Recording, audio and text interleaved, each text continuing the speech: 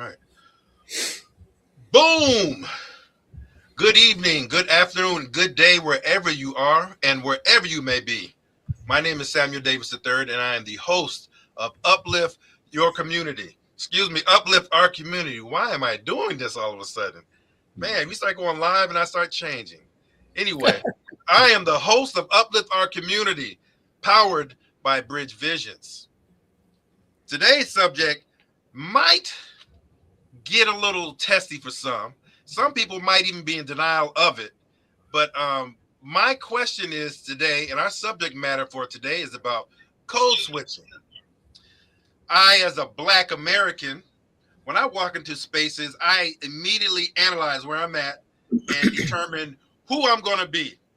I determine whether I'm going to have a conversation in my, as some people say, what is it, AAVE, African American Vernacular, or Ebonics, as some may say, or am I going to say, hey, how are you doing? I'm going to take the typical business approach. It's an interesting concept, it's interesting dynamic, but it's something that I believe a lot of people of color do all the time, everywhere they go. And it crosses over in gender, it crosses over in all types of different ways. I have all of my life had to code switch. I'm not gonna say all of my life because there was a certain point where I recognized I had to code switch to move forward, to get advances.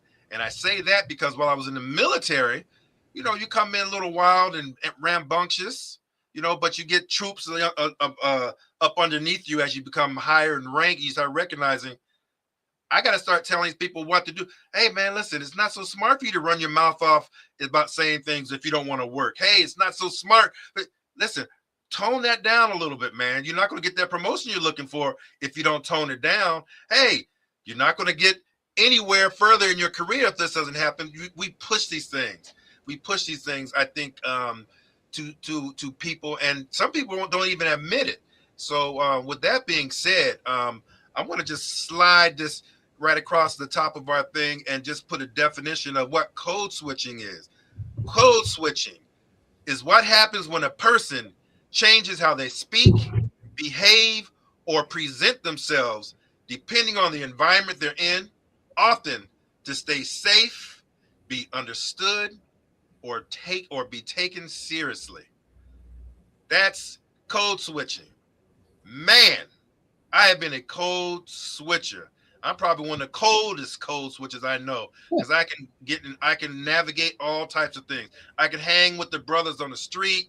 I can talk with the Mexicans on the corner. I can hang with the white business folks who hold the grants and the loans to my business that I want. I can code switch.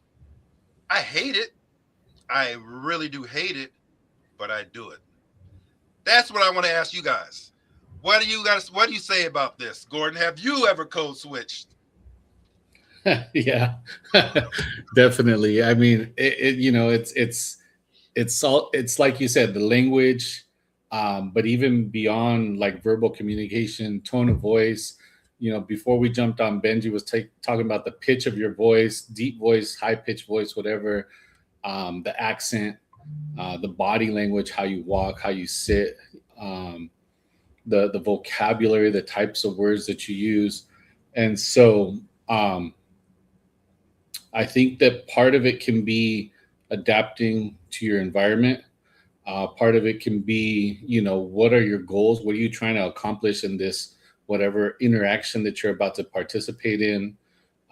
Whether it's hanging out with somebody, whether it's a meeting, whether it's just going out, stepping out your front door at the beginning of the day, and facing the world, you take into account everything that is around you, I guess. And so sometimes I want to say it's probably done consciously, as you said, that this is something that you have been able to, so to speak, master and really understand why you're doing what you're doing when you're doing those kinds of things. And I think that some people do it unconsciously. I think some people, are in situations where maybe they don't feel comfortable, and it's like this automatic switch, and they act and talk and all of that in a different way. and some people don't do it at all. Some people are just, that's who they are, no matter what's, group of people they're around, no matter what situation they're around. I mean, I know that, I think one of the things that I was thinking about as you were talking earlier is that, I grew up here in Oceanside, and the part of Oceanside that I grew up in, when you're out in, whether it's at school or hanging around outside the house, you're a certain way, and then you get home and you're around your parents, and now you're not that way anymore, right? Your parents are, depending on how your parents are, you are, I hate to say, put in your place. It sounds negative, but and it's not really Say it. that. But Don't be afraid. Say it. there's hierarchy, right? You get home, and like in our house, while my dad was around, dad was the boss. Then my parents divorced, and now my mom. But my mom was kind of a little more lenient, a little more like, okay, she could let us do kind of what we wanted to do, and so all of that affects how you act, how aggressive, how confident you are, how maybe you might hold back a little bit, you might not want to say everything you think. There's a lot of things that come into mind. And then I'll say the last thing that I'm thinking about is, when you first, you asked me if I knew what it was, and I wasn't familiar with the term, but the concept definitely. And I honestly thought about racism and white supremacy in our country, and the whole idea of stay in your place, don't speak out. You walking down the street, step off the sidewalk as somebody else is walking, that is considered to be better than you or whatever, or cross the street maybe, or whatever. And so that stay in your place mentality, I think a lot of it just shouldn't exist, right? If humanity was a little more mature, we could all just be ourselves all the time, but obviously that's not the case, right? Mm-hmm. No, it isn't. No, it isn't. It's something, because when you talk about it out front, it makes you realize how much you actually dance and tap dance and move around and navigate that way. When you sit back and you ask a person, how do they code switch? If they do, some people don't even realize that that's just part of the way the way they are. Ultimately, it's the way a person is. Some people are. I want to ask you, Benji, do you ever code switch? And do you do it often? I think I do that every day, because I mean we mentioned it for business, right? And there's a level of business that I talk to the client and things like that, how I communicate. And like I mentioned before, I would lower my voice, lower my tone, and lower like my speed, right? Because I'm trying to convey a message, because I'm trying to sell me, my brand, right? My product or whatever it may be. So it's a difficult thing. But then if I go talk to the engineer, it's different. I can talk engineer talk, I can talk tech talk, I can talk that. It's different speed, different pitches, different acronym completely. And so that's how I look at it. And then when I talk to my grandkids, it's completely different, right? So what the kids see is my natural speech, my natural pattern. My friends see my natural pattern, right? And so when they see me talking, I'll go out to dinner, it's natural. But when they see me in a business meeting and things like that, they're like, "What is that?" So so It's who just so who so who am I talking to now? this is actually Ben. Like you see this is like Ben, right? Like when you see me as Benji, it would be something like it between us privately, and I don't. And that's just a part of I do. Like we talked about this before, because we always had to protect our inner child. Benji is my inner child, right? But that creativity, the thing that you enjoy the writing with, the music with, and things like that, right? And I don't allow anybody to criticize him at all for things like that. Like for example, in my lifetime, I've been working in a business for like 40 years. I only allow 2 times that he got what you call a review. I Mm-hmm. won't allow that anybody, because I want him to create without condition at all, right? And that's what happened. And because once I left home, there was no way I was going to allow that completely. You know what I mean? These are things that I knew immediately, because I knew, like, in order for me to express that, like my divinity, it had to be without exception completely. And it's hard. Like in this world, it's all criticism. It's all about promotion. It's all about that, all about thriving and all that stuff. That's not what our soul is all about, right? So those are the hard things. So This is what Landmark allowed me to reset. Like it's funny, like we talked about this before. After Landmark, they said things are going to change. It changed for me. I mean, a lot, right? There's a huge decision about, do I go this for my business or do I do this just for my soul? And it's a hard thing because it doesn't match. The real world and our soul doesn't really match. It's like things like that. Like the persona I have for Ben was, successful business. Soul doesn't care about that. That's not about soul car. And that's the persona that comes in. That's persona, because it's still at time I still have to like make a living and pay bills and things like that. And that's a thing that we got to navigate through. And that's, I think that's more of a, for me to learn how to balance that.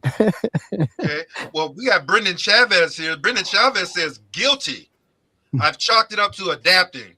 I'm myself with my loved ones, but different in other environments based on how I feel is most beneficial to what I'm trying to get out of the environment. Sometimes I'm more aggressive or laid back or professional, etc. So many personalities. Also, bringing Gemini helps. I believe that's what he meant. Yeah. Well, AI. I'm a Gemini, so I'm a real Gemini. Not Gemini like Gemini Google. I'm a real Gemini. So I have twins of twins, right? My twin have a twins, and so the thing that like you mentioned, Sam, like I can go to my hometown, go to, like you mentioned, like the street people. We talk, we converse. They know who I am immediately because I talk to them. But the thing you have to remember, this where we are in how we communicate is really important. So this is the scenario my friend gave me for business. He's like, okay, so if you are a tall person, you can come down. But if you're a short person, you can't come up. So when you communicate and you're a tall person to a short person, you have to come down a little bit. And so that's how you look at it.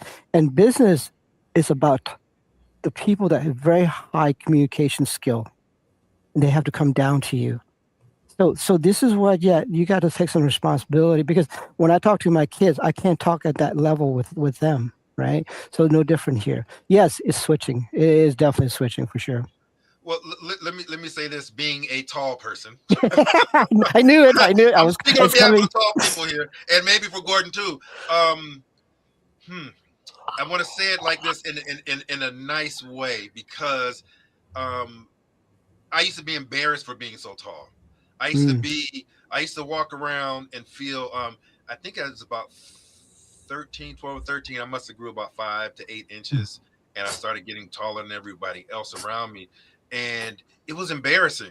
I always started shirking, putting my shoulders down and my head, clothes didn't fit. And it was a tough thing. Code switching, and I'm kind of keeping this in in with what our subject matter is. Um, what I did do was I learned that I I I took less of myself, and I wasn't more of who I was supposed to have been. And as I got older, I recognized that it was wrong. So that brings up, honestly, a question, because here's the question I want to ask you for that. Here it is right here. Have you ever been praised for fitting in a way that felt like, well, no, that's not the one I wanted? But have you ever been praised? Now, and I want to say this.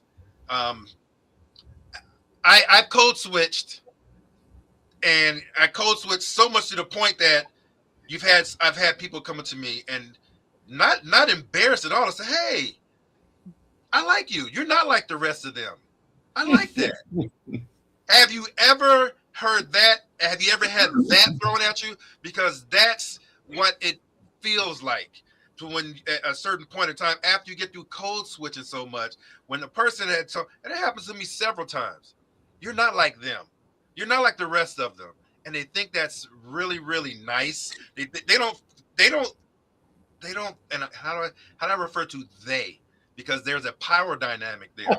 So they refer to me as not being one of them.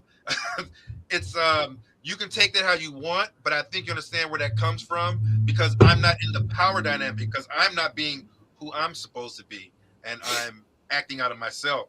So have you ever, what's the word? Have you ever I want to ask that to you, Gordon. Have you ever been told that you what I just said. I can't even go into any more details. No, I no, see. you're good. You're good. So as a kid, or even in my adult years, I anytime I surround myself with people of color, black people, Latinos, Filipino, Asian, Samoan, a lot of Samoan, um, maybe more so when I was a kid, there was always conversations like, um, I have to get racist here. Like white Wicked people racist. are like this, white people are like that, and I'll look at them and I say, you know what? But you're over here talking bad about white people. I'm white, like you don't see me, and I'll get that. Oh, but you're not like them, right? Mhm. You're okay, kind of like giving me a pass. Like you're good. I'm not talking about like you, other white people. And so that was what I got. Like I said, mostly as you get into your adult years, and people will censor that, right? They won't just come right out and say it unless they feel fully comfortable, right? And so me as a kid, mostly growing up in a Latino household, my dad's Mexican, my mom's white, but my mom was an only child, so I didn't have white aunts and uncles and stuff like that, or cousins that I grew up with. I had to take ESL to learn English when I was in elementary school, when I Mm. was in kindergarten and first grade, because my Spanish was stronger than my English. And so growing up, and then also growing up in very Latino neighborhoods, um, there was a lot of that. There was a lot of either for those that didn't know me, I would see switch in the way people talked and the way people acted. And then for those that did know me, it was a lot of that, yeah, yeah, yeah, but you're not one of them, or you're not like them, or you're different, or you're cool, you're good with us, or whatever. And so there was a lot of that. I think Benji talked about height, right? And I'm about 6'3", 6'4", or whatever. You're taller than me.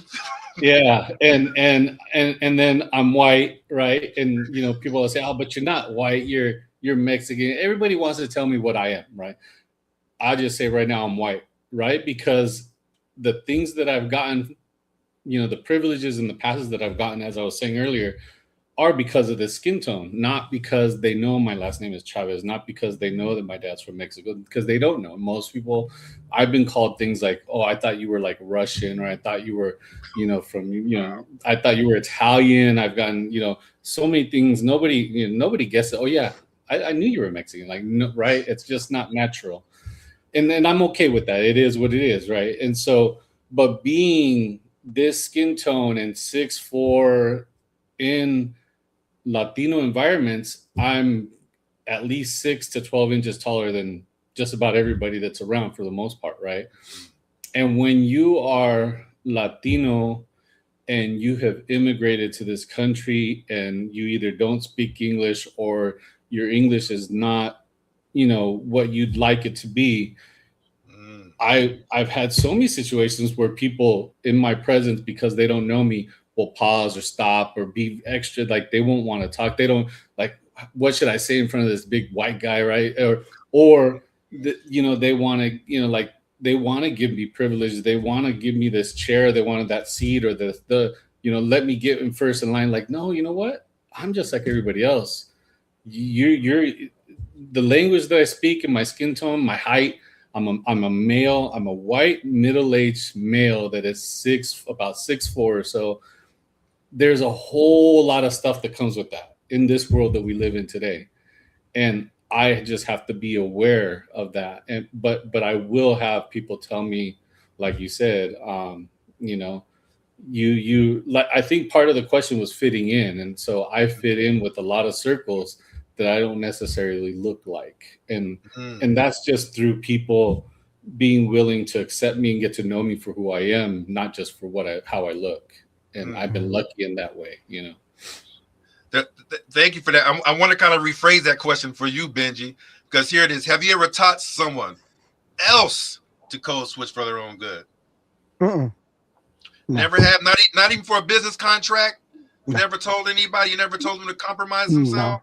no, no. That's the own thing, right? So because most of people are not business people. they work regular day job. This is different. Regular day job is getting paid steady, 2 weeks, bi-monthly, whatever. You get insurance, you get like 401ks, you get whatever time off is. Business people not that way. We we work, we get paid. We don't work, we don't get paid. Time off is irrelevant. Time is irrelevant. Saturday, Sunday is irrelevant. It's just that we have to have a different tone. But that's what I wanted to do. And the reason is my first few years as an employee, because I couldn't convey my messages, was difficult because English was not my first language either. I could barely read when I graduated high school. I could barely write when I graduated high school. But I was not willing to stop on that, right? And so my best friend, it's like, I know your pattern, but nobody else does. But here's what you got to work through, and that's what I did. And instead of me going, well, play the board, be a corporate, like, no, I rather start my own company. But it took a moment. It took many failure on my side, and that was the reason I had to learn to pivot on different things. With Gordon, like you mentioned, like for me, if you were in the same age that we were in, you were the face of the franchise. I would have sent you to the bank to do my presentation because Yeah, I've done that, right? exactly. You would got the loan, I wouldn't get the loan, but it's my presentation, it's my company, Mhm. right? And so you'll be the co-founder and things like that. That how it plays, right? So when we talk about before that, you think that banking and doctor and lawyer are more like high level people. They're not. They're just the opposite. They just hide it better than we did, especially the banking people. Especially when I worked for Chase and Fidelity, I realized how much of a crook they are, right? when Mhm. when when the recession hit and the mortgage hit the mortgage Corpus Christi. recession. Yeah, I was there. I remember the audit. I'm like, oh, you got to be kidding me. This is just not even. This is bluntly lying about this. Like, so how is a stripper have 5 mortgages on 5 different houses when she got no W-2s, right? This was for real. And that was for real. That was Bank of America and stuff like that, right? Things like that happens a lot. So the white collar crime and all that it costs us so much money, but very few people went to jail for it. The mortgage crisis, I think one person went to jail for it. So Mhm. so so as I've learned through that, I'm like, you know what? At the time when I was younger, I want to fit in just like everybody's talking about. You know what? Like I have something. Oh, you're not like the other. You're gonna fit in well here. I got that too. And you know what? At that point, I realized I crossed the line. My stomach just turned because I literally sold my soul for that, just to fit in. Mhm. Mhm. For what? For $50,000 a job with American Airlines? It was not worth it, right? So I've learned, and I turned to my friend and was like, he was at the time working with me at American. I was like, we're not doing this. And that's when I start kind of like, okay, let me gear up and do what I need to do. And remember, we talked about why I don't have no children. This is why, because I knew I couldn't carry that. Because Brian at the time had 2 kids, and I see how much he couldn't go with me because he got 2 kids, 2 young kids, Mhm. right? Mhm. He needs insurance, and then his kids have insurance. There was years I go through years with no health insurance, and I still don't. I mean, there was this year is probably like the first year I got into health insurance in a long time because I had to let go of the cost in order to cover expenses. During the that we talk about the landmark, things went sideways. I had to let go of the insurance because it was like $1,100 a month. Mhm. That's that's that's food. So Well, I yeah, got to ask you then. What was it fear that made you code mm, switch and tell others to do that? Because that's what it seems like. I mean, no, if you I did. didn't have I did. it was fear based. No, it's not that. It's like mentioned, like adaptability, because that's how the game is played, right? So I don't tell people to do that though, because I do it myself, not other people though. Because other people do whatever. Because what they usually do is take a job. I didn't do that. So in order to get a project or a client, you have to kind of like, okay, here's their culture. This is how they want to be, right? So it's no different. Like if I want that project, I gotta be this kind of culture, like. right? So those kind of things, right? Okay, that's fine. I can play that game, and that's why I don't have that relationship with him. But if you were like an employee, then Brian was an employee, so he had to do that completely, and we talk about that all the time, And it's like, but he was good about playing that project games to get what he wanted to do, right? So at the end, it worked out for him. But So, well, ultimately, yeah, go ahead. Go ahead. This kind of brings us to the next question here, and I want you all to look at this and tell me what you think about this. If code switching were no longer required in your work or community, what power dynamics would be exposed? So if I didn't have to walk out and I didn't have to go and try to fit in, what kind of power dynamics do you think would be exposed? Gordon, you got. I mean, let me just say, for me personally, if I didn't have to go out there and move around or navigate that way, um, sheesh, I don't know. I wouldn't have.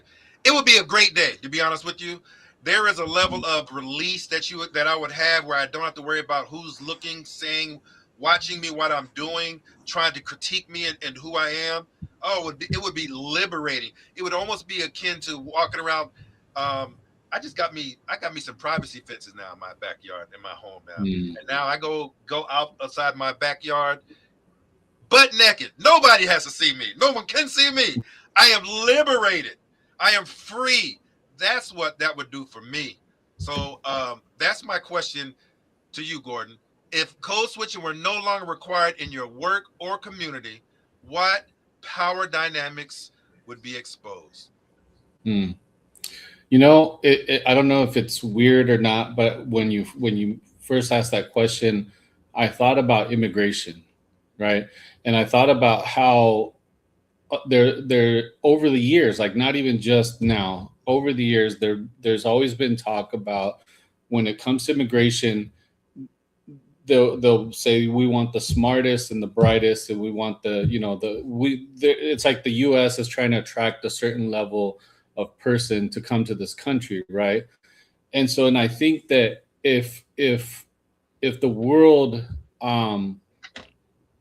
functioned in a way where people didn't have to code switch, where people could just be themselves all the time, we could tap into so much talent and so much quality in people that if we're not judging them based on the vocabulary, based on their skin tone, their gender, their height, as was mentioned, if we're not prejudging people based on this criteria and we really just tap in and say, what are you really about? Or can you share your perspective on this challenge that we have? I mean, the world would just like skyrocket. Quality of life would be ridiculous. I think that's the way I'm looking at it. Like if we could get away from that code switching, get away from that judgment based on image or looks or whatever, even language and tone of voice and all of that. I mean, everybody would have something, to bring to the table, something to really contribute to humanity to make it better. And I think we're losing out on a lot of that because of this thing where people, unfortunately, we feel we need to adapt to a certain situation and change who we are and how we speak and what we say and all of that. And so I just think it would really just make the world a better place. Amen. There would be so many liberated people. I don't know if it would be positive or there's just be so many people that are saying things that they always meant to say, and if it would cause problems. I don't know. But I think in any change there's that beginning, growing pains, right? I mean, how many people have felt that they were now able to say certain things that they think about race and color just based on what the current situation in the US, and so there is, I mean, I think there's always going to be that. There's always going to be that, oh, we have this new freedom. Bam, let's take advantage of it and let's boom, boom. People go nuts at the beginning, right?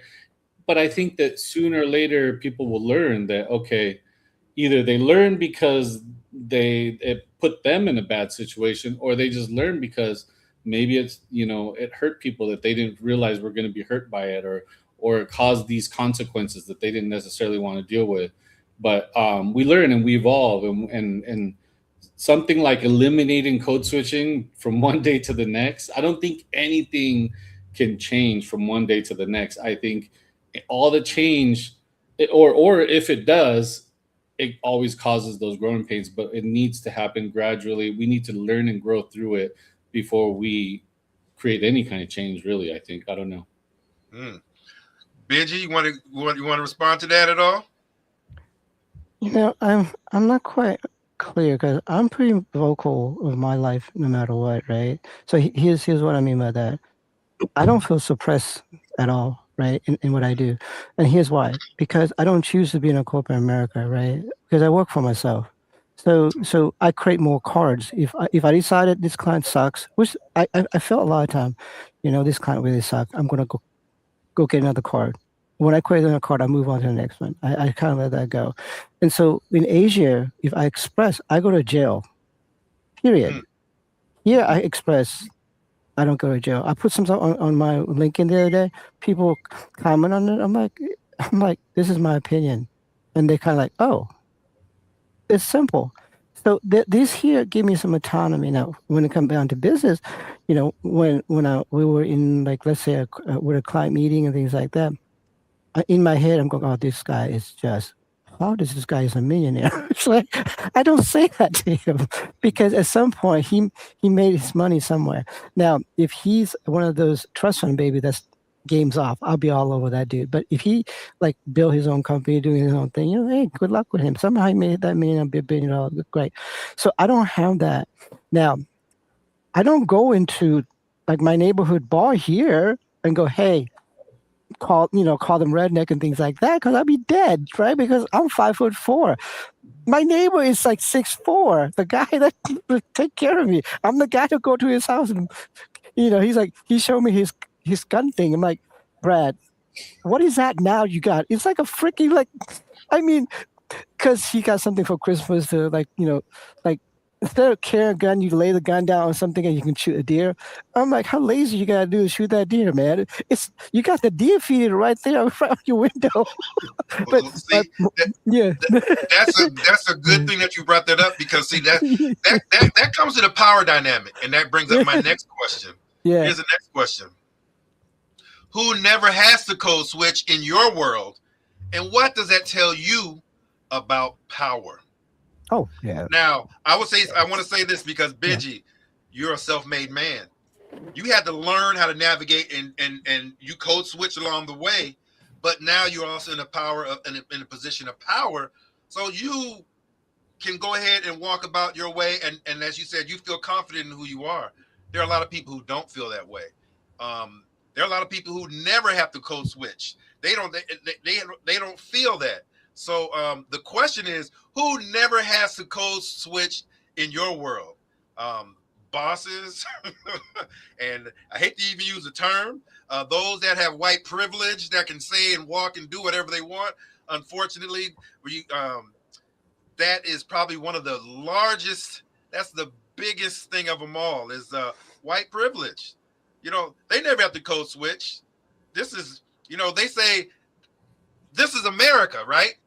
When someone says this is America, they think that this is white because all this immigration that's going on right now. No one ever talked about these people. Where's your family from? Oh, I'm of European descent. So that means you immigrated here. That means you weren't here originally then. So again,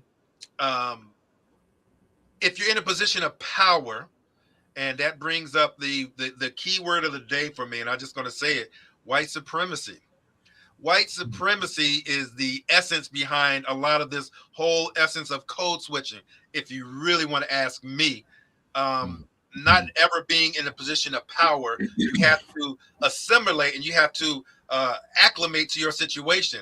A lot of blacks, unfortunately, had to do that throughout slavery because we weren't never in a position of power to stand up and say or do anything, and that the laws and things that are going on to this day still reflect that power dynamic, and that we're still caught into it. So the question: who never has to code switch in your world, and what does that tell you about power?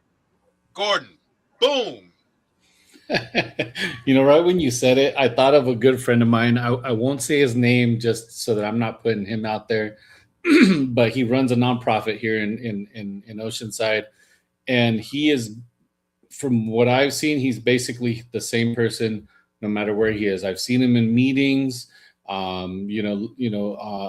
corporate meetings. I've seen him, helping families on the corner. I've seen him running his company. I've seen him do presentation speeches, and it's the same person every single time, right? And I have a tremendous respect for that, because I myself is somebody that I'm trying to blur the lines between those, say, identities or code switches, right? I'm trying to, I will adjust just so that I may be better understood in certain situations, but not as a way to compromise who I am anymore, right? And I feel like, to me, that's an accomplishment, because I've always felt very restricted, and that was why I code switch. Where now it's really just for the benefit of being understood in a certain situation or certain interaction or whatever. But I can't think of, off the top of my head, I can't think of anybody else that doesn't do that code switching. And for this particular individual, it is, I feel like, from what I've seen, in some cases, it rubs people the wrong way. It's interesting when you think about code switching, because I think of code switching as a result of, as you said, white supremacy. Like, if people could just be themselves all the time, it meant that we're all equal. If people have to adjust and change the way they are so that they're accepted, then we're not equal. And if we're not equal, then somebody's got to be above somebody else, right? And so for him to do this, I think has, like I said, just rubbed people the wrong way. And so he will walk away from a meeting, an interaction, a situation, or whatever, with, hate to say it, but haters, unfortunately. And they're, honestly, they're haters because they didn't take the time to really get to know who he was. Something he said, or the way he said it, because he didn't hold back, rub people, and that rubs people. And that, to me, is a reflection of the other person's, say, insecurity or lack of confidence or whatever. Because it's actually, for him, it's a reflection of confidence. If he's willing to just, and he's not trying to intentionally hurt anybody or offend anybody. It's just who he is. And I think that's the only person that I can think of that does that right off the top of my head. Hmm. Benji, how about you? Response? The only people I see like that are like, like the Steve Jobs of the world, right? The Tesla of the world, or the guy that, the Jeff, the Amazon guy and the Microsoft guy, right? But it's very rare. And then the other side of it too is the lower in spectrum, right? The very non educated people. They don't know the difference, right? Things like that. Those, like, if you drive to Mississippi, it's like that for me. I drove to Mississippi, Louisiana, it's like that, especially in the bayou. You're like, holy crap, these are things are real. They just don't know any difference, right? But for me, even the bankers, the CEO, they switch a lot too. But the people that didn't switch are the inventor, like the people that change the world. They're not good people though. Steve Jobs was an ugly person. Tesla is a horrible person, and so is the guy from Amazon. But they may think they change the world. So things like that, that's a tough thing for me. So I'm not at that level for sure. But I get what Gordon said. I don't have to switch as much as I did before when it come down to when I have to like be acceptable anymore. So like you mentioned, I pay my dues. Like, so I've done this already. Yeah, it's a tough thing doing this, doing that whole switching. It's a frustrating thing for me. I get frustrated. There are times, as I mentioned before, because here's what, this is the last question I have. What happens to your body when you enter a space where you know you need to switch? Now, I came up with this question because I brought this up before. Sometimes when I was going, one time I was going to an event, a football game, local football game here, and I was driving as I was getting closer and closer to the stadium. I saw the lights, and I was just thinking about all the people I was going to be engaging and people I want to know, and I just wanted to see the game. I don't really have to engage some people. There are some people I know I had some things I had to talk about because you talked about throughout the day, and I just wanted to watch the game. You tell somebody from school, "Hey, we're going to go to the game. We're going to." I just want to see the game. I don't want to talk. I just want to see the game. And they're like, "Hey, are you going? Are you going?" And as I got closer and closer, and I pulled up and I saw the lights of the stadium, I told my wife, "I can't do it. I got this pain right in the pit of my chest, and I was like, I just can't do it." Turned away and left. Physically, I just couldn't do it. Have either of you felt like that at all? Has it ever affected you physically? To me, I think that I'm not going to say. How do I say this?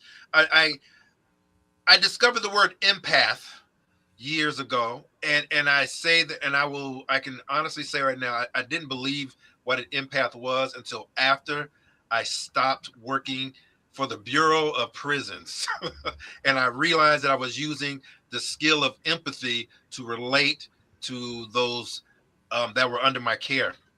And I realized that I could connect with them using empathy, not necessarily force or physical presence, but just being empathic with them, just being a person that can speak to them. So, with that being said, I feel I feel a lot, and that's why the subject matter came up of about that we bring up about code switching. It's just something for me physically. It affects me. Gordon, does it ever affected you at all? Yeah, I think that for me, when I was first starting, this was more than 20 years ago, when I was first starting to, delve into entrepreneurship. I got my high school diploma, and after that, I took a couple classes at the local community college, and really quickly decided that college was not for me, and decided, okay, but I have to do something. And so I started my own business, graphic design business. And as I started to learn more about design, I was told by people that you need to go to Chamber of Commerce, you need to go network, go get to know other business owners.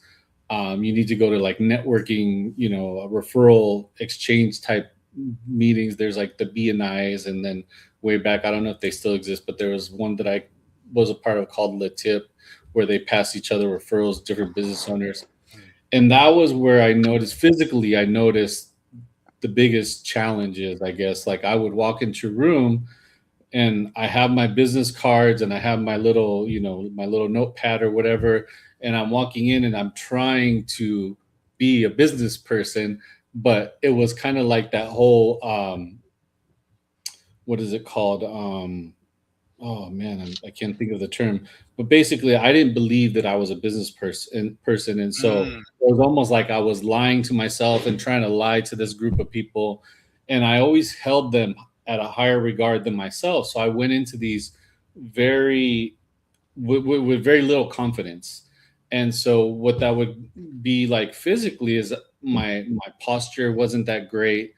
My hands were sweaty.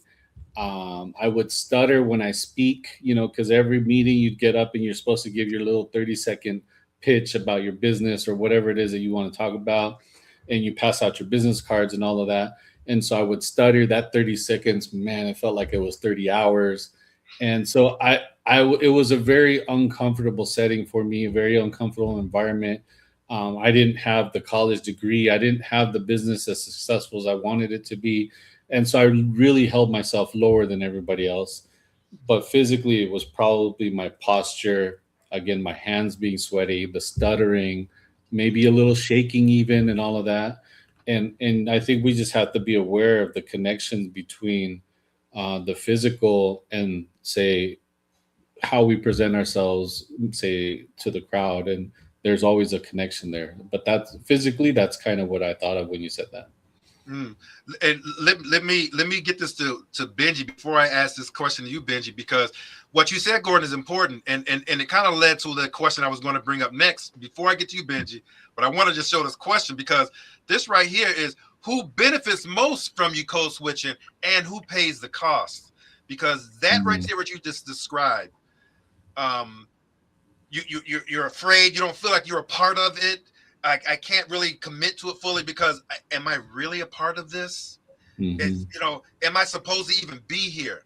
So I say this, and as I'm going to throw this to you, Benji, because there's a certain point in time, okay, Gordon and I are over the 6 foot club, and you're under the 5'4" club.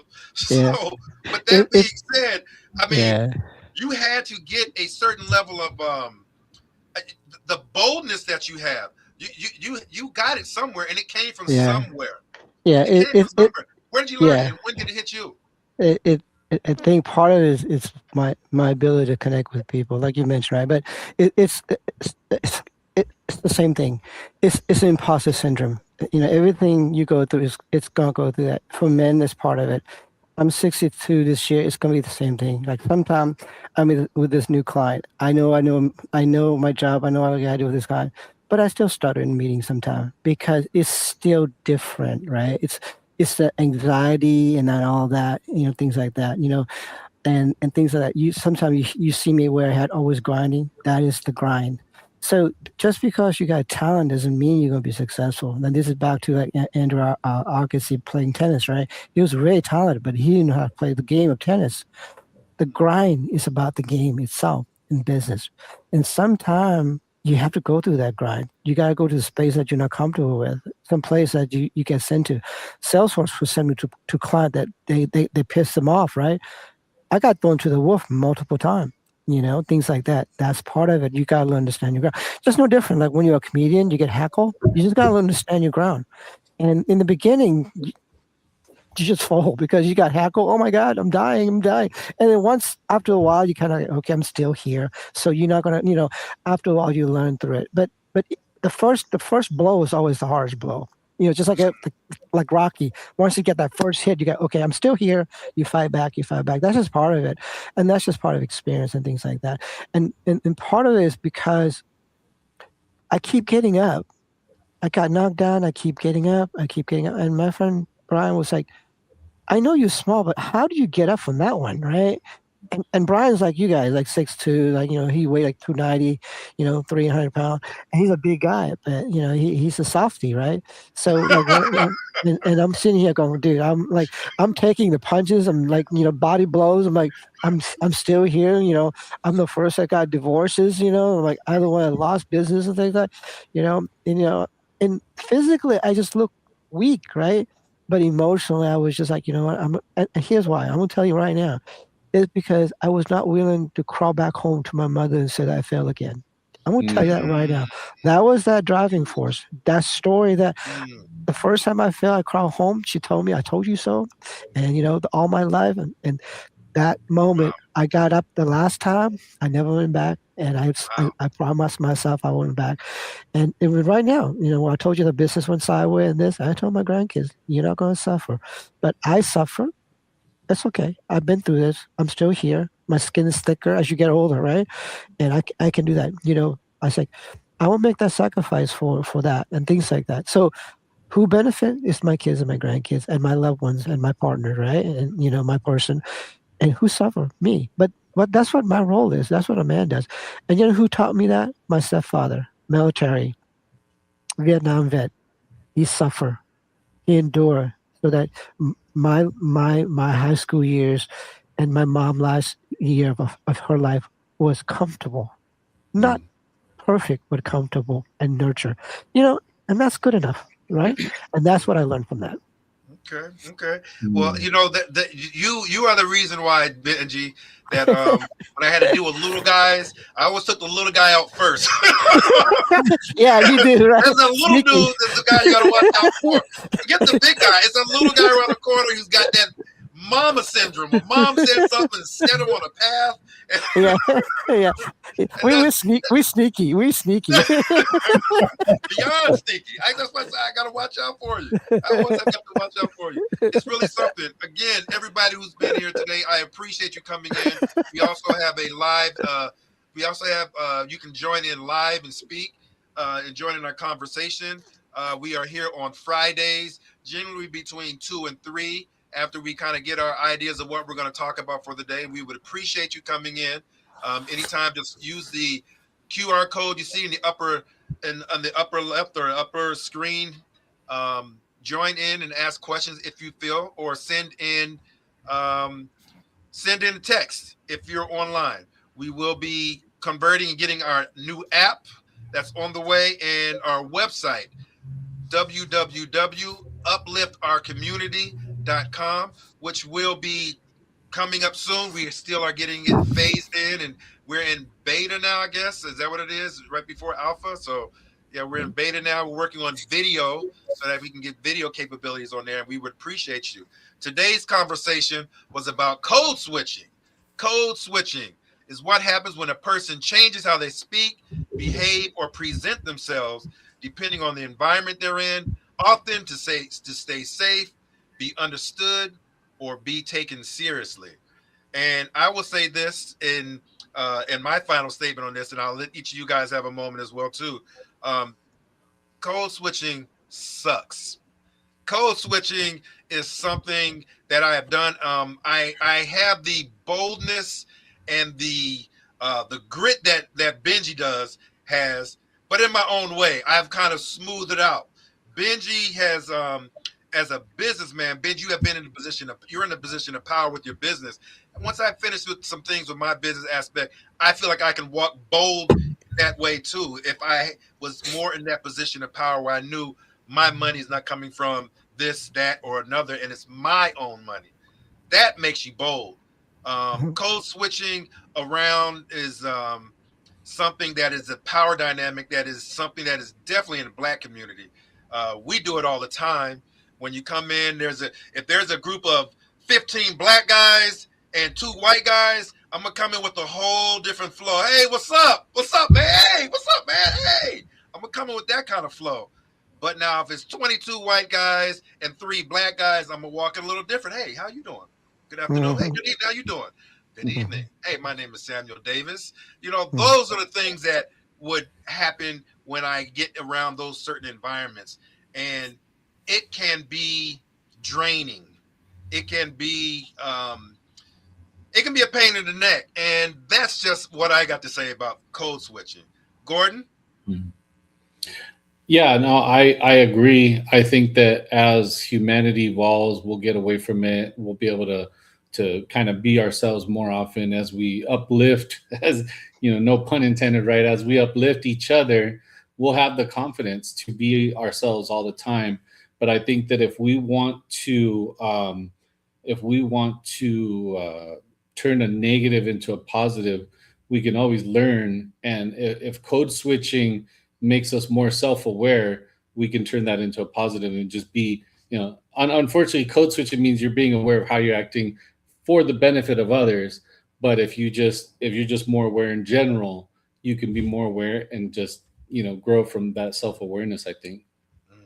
All right, Benji, close us I, out. I agree, but just being men in general, this season in life for all of us, power come and power goes. Right now, I had to rebuild all my cars, right? So just like you, I have to start all the way from the beginning again. Now, I'm 60, like I said, in 62, right? So it's different each cycle of season. But we've been through this many, many times. Sam, just give it some time. But there's no, I don't take it so much personally about that switching anymore. What what I care about is being authentic with my kids and my loved ones. The business people that comes and goes. I will be kind and I'll be respectful, but other than that, I really don't engage as much to them. I don't have that like you guys. You guys actually have more forward caring than I do.